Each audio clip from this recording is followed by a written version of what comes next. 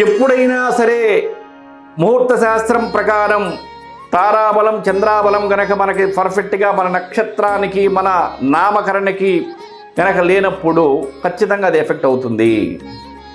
ఎందుకంటే ముహూర్తానికి గనక మనం శుభకార్యం గనక చేసుకోకపోతే దాని ఎఫెక్ట్ కూడా మనం అనుభవించక తప్పదు. అలాంటి ముహూర్త శాస్త్రానికి సంబంధించి ఉన్నటువంటి 27 నక్షత్రాలు మరలా 12 లగ్నాలు కూడా అన్ని నక్షత్రాలు అన్ని లగ్నాలు ముహూర్తాలకు పనికిరావు. అందులో కొన్ని నక్షత్రాలు కొన్ని లగ్నాలు మాత్రమే ముహూర్తానికి పనికొస్తాయి. అవి ఏమిటనేటువంటిది మనం ఇక్కడ తెలుసుకునేటువంటి ప్రయత్నం చేద్దాం.